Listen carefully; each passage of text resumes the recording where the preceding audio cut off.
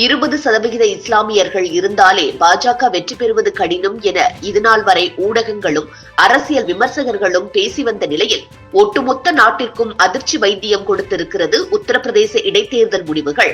60% இஸ்லாமியர்கள் உள்ள தொகுதியில் பாஜக வெற்றி பெற்றிருப்பதுடன் ஏன் பாஜகவிற்கு வாக்களித்தோம் என இஸ்லாமியர்கள் தெரிவித்த விஷயம்தான் தற்போது நாடு முழுவதும் பேசு பொருளாக மாறியிருக்கிறது.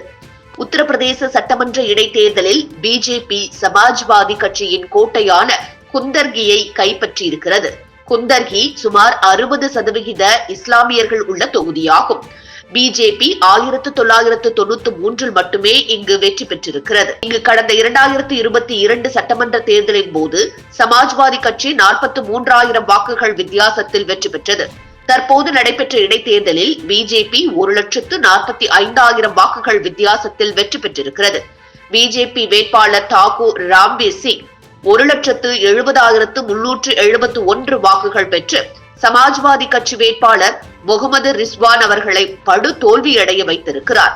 சமாஜ்வாதி கட்சி 25,580 வாக்குகள் மட்டுமே பெற்று டெபாசிட்டை இழந்திருக்கிறது. 60% இஸ்லாமியர்கள் இருக்கும் ஒரு தொகுதியில் பாஜக சுமார் 1,45,000 வாக்குகள் வித்தியாசத்தில் வெற்றி பெறுவது என்பது சாதாரண விஷயம் அல்ல.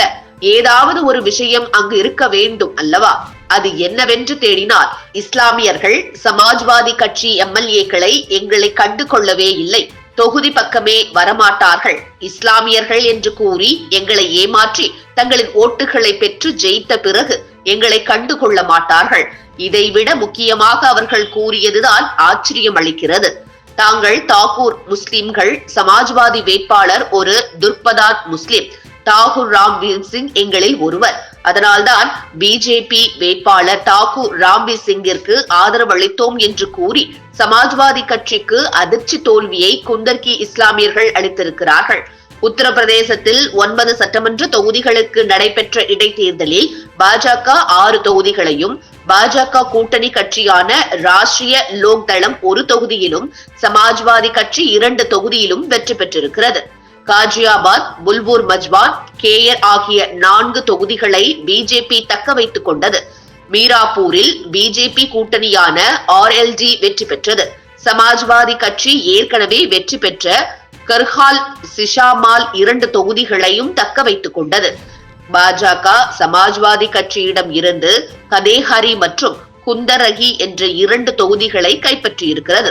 இஸ்லாமிய மக்கள் மதத்தை பின்தள்ளி சாதியை முன்னிலைப்படுத்தி வாக்களித்திருப்பது இதுவரை இஸ்லாமிய வாக்குகளை இலவசமாக பெற்று வந்த கட்சிகளை அதிர்ச்சியடைய செய்துள்ளது. कोई नहीं जीतता, जबकि यहाँ 70,000 शेख हैं और 35,000 तुलक हैं, टिकट बार बार नहीं। दूसरी बात यह है कि रामवीर सिंह और हम में कोई फर्क नहीं है, शेख ज्यादा जितने हैं वो ठाकुरों में कन्वर्ट हुए हैं, ठाकुर रामवीर सिंह तो हम ठाकुर और हम शेख ज्यादा।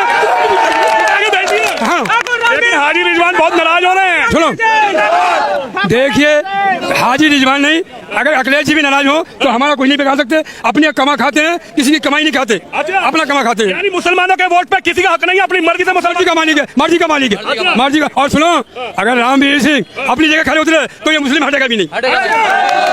मैंने कहा कि मुस्लिम नहीं हटेगा। आप बताइए आपका क्या नाम? बिल्कुल मेरा सपा का सफाया कर दिया, बिल्कुल ही जमानत अब से आगे को ये ला भी नहीं सकते।